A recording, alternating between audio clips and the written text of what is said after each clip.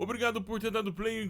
Seja muito bem-vindo ao terceiro dia dessa jornada de 100 dias de leituras de um capítulo de livro. Muito obrigado por ter dado play.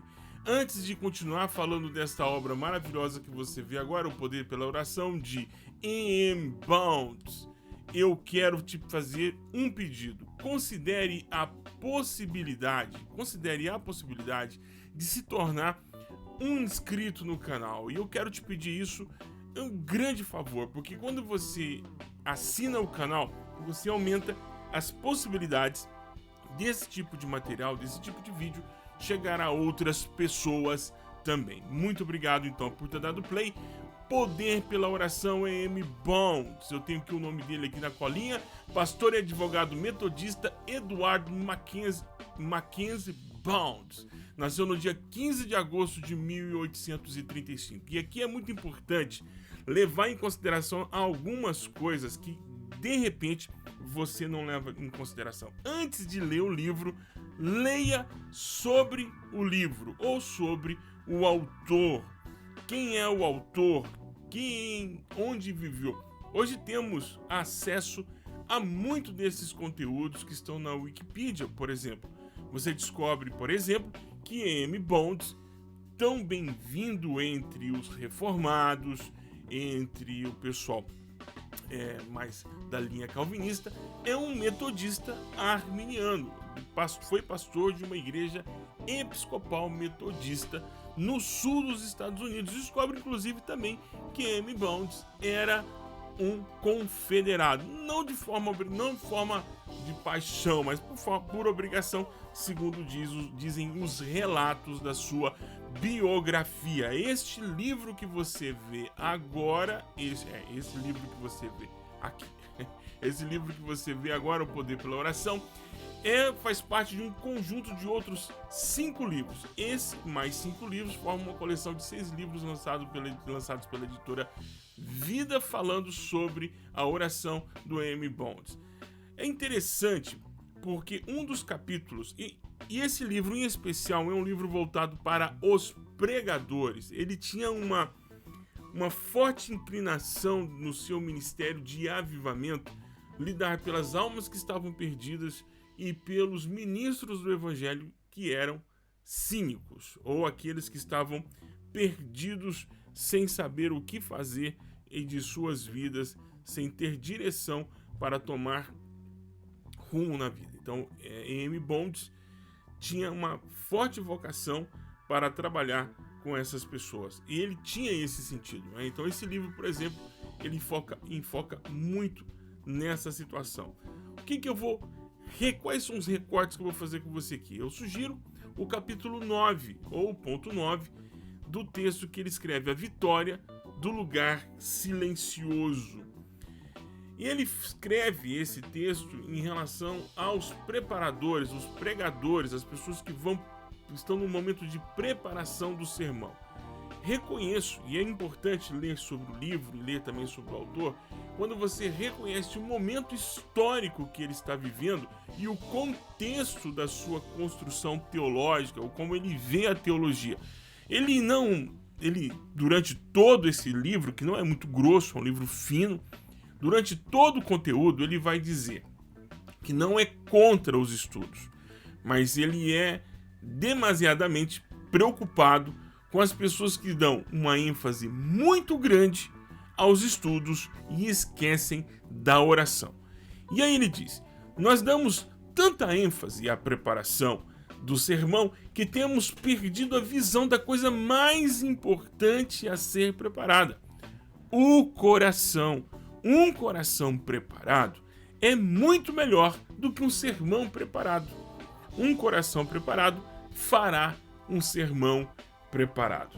E é interessante porque nesses meus 50 anos de vida, e desses 50, mais de 35 anos dedicados à vida de igreja, vivendo igreja desde os meus 15 anos, e eu percebi muitas vezes colegas que hoje são pastores, que antes de se tornarem ministros do evangelho, possuíam um amor ou um calor pela pregação um pouco diferente. Não vou militar aqui contra os que estudam, pelo amor de Deus, sou professor de teologia, não posso dar um tiro no meu pé, não vou fazer isso. Mas eu reconheço que muitos que fizeram o caminho do universo pentecostal ao universo reformado abdicaram da oração. Eu assisti isso muitas vezes. Tanto pastores que eram pentecostais na sua origem e que, ao assumirem a vida do ministério e começarem a estudar um pouquinho de teologia, abriram mão completamente da oração.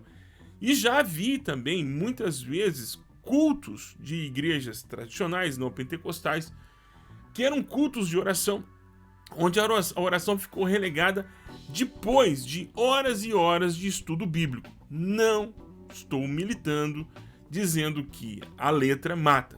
Em hipótese alguma, sou favorável desse conceito de que estudar mata a fé. Muito pelo contrário.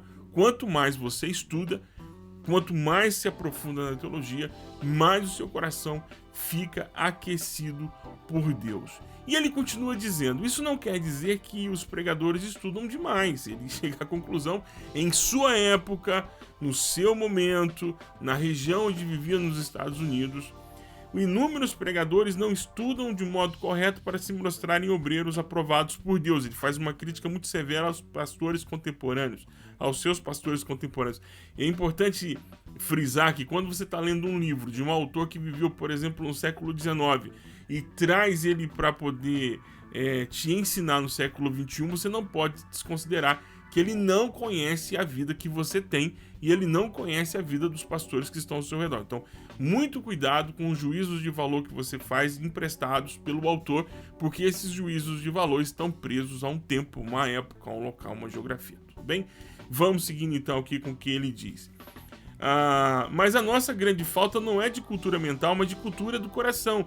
Não a falta de conhecimento, mas a falta de santidade é o nosso triste e saliente defeito.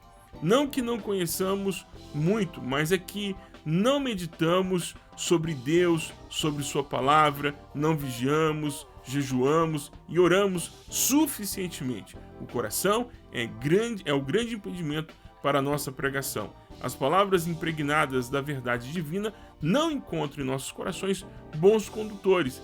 Detidas, tornam-se impotentes. Essa é a perspectiva com que ele fala sobre o cuidado do coração. E está muito em voga hoje, né? Você vai encontrar autores como J.K. Smith, você vai encontrar outros autores que estão resgatando o Agostinho, né? Os pensamentos agostinianos sobre ídolos do coração, sobre a maneira como nós estamos conduzindo os nossos desejos. E aqui vale lembrar que estamos falando de uma época nos Estados Unidos em que ele escreve, é uma época pós-sucessão, a Guerra da Secessão Americana. Então ele está impregnado do mundo, do seu mundo, um mundo em guerra. Inclusive ele era um soldado, um capelão confederado, foi prisioneiro de guerra. Então ele está falando dentro desse contexto. E também conta-se, né, que ele sempre era um homem muito crítico e muito ácido sobre a maneira imprópria que muitos conduziam suas vidas e a vida de congregação. E ele diz aqui, continua: queremos dizer que o canal da pregação é a mente, ao passo que sua fonte é o coração. Podeis alargar e aprofundar o canal, mas se não cuidares da pureza e profundidade da fonte, tereis um canal seco ou contaminado. Quase todos os homens de inteligência comum têm capacidade suficiente para pregar o evangelho, mas são muito poucos os que têm graça suficiente para isso. Que estocada, hein? Queremos dizer que quem lutou com o seu próprio coração e o conquistou, quem aprendeu a humildade, fé, o amor, verdade, misericórdia, simpatia e coragem, quem pode derramar ricos tesouros do coração assim treinado, através do intelecto humano sobrecarregado com o poder do evangelho, na consciência dos ouvintes? Tal pessoa será o pregador, verdadeiro e mais bem-sucedido, segundo a estimação do seu Senhor. Sou professor de teologia, estive em salas de aula, dando aulas tanto de teologia sistemática, como também de hermenêutica, e sempre vamos encontrar gente ávida por aprender os truques para poder se tornar um grande pregador da palavra de Deus e não se preocupando com o coração, ou seja, com a sua vida e a sua integridade. Infelizmente, estamos carregados de gente muito cínica em nossas comunidades. Que tipo de cinismo? Do pior tipo, aquele cinismo que não é percebido pelos demais. Ele disfarça muito bem e torna a comunidade o seu ganha-pão, tornando a comunidade o seu lugar de emprego, até que ele consiga pagar as suas contas. É triste, mas é a pura verdade. E isso ocorre em igrejas independentes e também em igrejas de denominação, principalmente em igrejas de denominação, porque há ali entre os pares da denominação, claro, as melhores oportunidades. E as melhores oportunidades nem sempre são relacionadas a dinheiro, mas são relacionadas quase sempre a poder e prestígio. Então a minha orientação, o meu, digamos assim, o meu compartilhamento com você é o Poder pela Oração do A.M. Bonds. Vale muito a pena, principalmente se você é líder de jovem, líder de EBD, se você lidera um pequeno grupo. É importante você ler esse livro, Poder pela Oração. Vai fazer muito bem para você. E se você chegou até aqui, chegou até o final, considere a possibilidade de se tornar um inscrito desse canal. Não estou te pedindo dinheiro, não estou te pedindo oferta, não estou te pedindo nada. Estou pedindo apenas para você se inscrever nesse canal, porque das pessoas que chegam aqui em torno de 35, 40, 50 pessoas por dia, apenas 2, 3 pessoas assinam, se inscrevem no canal. Não vai custar nada. O que vai facilitar para a gente é que você vai receber as notificações quando tiver um vídeo novo. Isso é bom para você. E o que é bom para nós, o que é bom para esse canal, é que você acaba sinalizando para o YouTube as suas redes de contato, suas redes de interesse, e ele acaba espalhando também para essas pessoas. Muito obrigado por ter dado play, e a gente volta amanhã, se o senhor assim nos permitir, com o dia número 4. Um grande abraço.